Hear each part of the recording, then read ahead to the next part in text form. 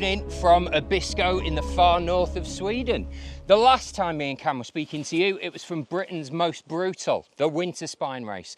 Now we're speaking to you from the world's toughest expedition race, the Montane Arctic Spine Race. Yes, we are bringing you 3 races starting this weekend in one of the toughest environments on the planet. It is freezing cold here, super mountainous, and to be honest, super treacherous. This is a type of racing unlike no other. Not only do you have to be super fit on your feet, you have to have all the technical and survival skills to survive in the high Arctic. It's just so exciting, isn't it? And we've got 3 races, mate. So run us through the races, tell us about the distances involved. So we've got the full spine, 293 miles. The monster. The monster itself. 293 miles, 228 hours. We're going to be a full 10 days from now before we hit the final cut-off for that race.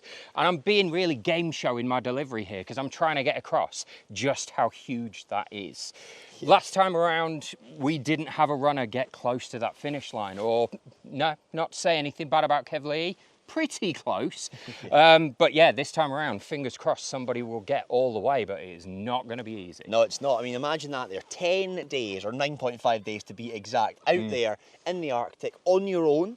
There's obviously check-ins with our safety team, but for the most part, you're pitching your own tent, cooking your own food, using your own fueling, stoving, drying your own kit, and keeping yourself alive in an environment that, to be honest, at every step wants to smack you down. Now, taking a step down from that, we've got the Challenger race. It's not any easier. In fact, it's almost harder because you're pushing faster. Slightly tighter cut off on that one. And it's 129 miles, taking in the hilliest part of the course as well. It's going to be pretty brutal. And for the first time around this year, we've got the Explorer. 66 miles. So we're calling it like the little race in comparison, but that's 66 miles in one of the most remote areas left in Europe. Yeah. Out there, behind us, is where they're going to be for those 66 miles, and they've got 84 hours to complete that course. Yeah, they're going to have to move quick. And just for those of you that are joining us for the first time or watching this race for the first time, let's explain a little bit how it works. So we have a number of runners who can choose to either ski or snowshoe along the length of the route. They'll be hauling, for the most part, pulks, which is a type of Arctic sled used up here in the high Arctic and in the poles. And it's really inspired from polar races and polar exploration. So it's about bringing that style and disseminating it down into the race environment. They'll carry all their own equipment, their tent. They'll be in charge of keeping themselves safe and looked after.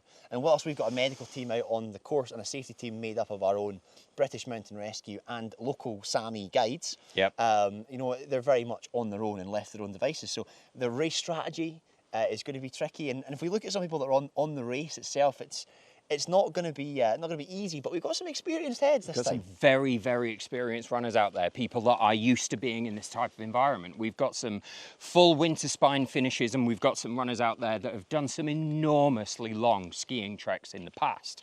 So you got to think we've got some people out there who've got the skills, but a lot of skills are required to keep yourself safe in this type of environment. Strangely, we're in the high Arctic. We keep pushing that. But it's about 5 degrees today. It's actually slightly colder today in Barnsley, where I came from yesterday morning.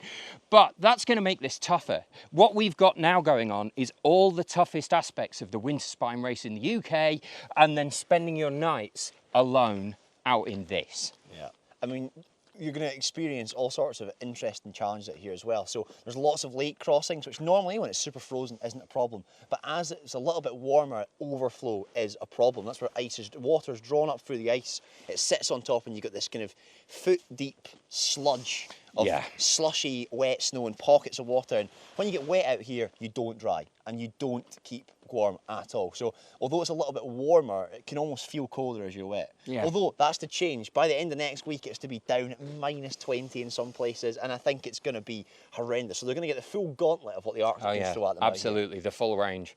Keep watching those dots on the live tracking link. It's a slightly different link this time than the normal winter spine or summer spine link. You'll find that on our social media, a link in our bio and on our website. And yeah, we'll be bringing you social media updates and YouTube updates when we can from across the course.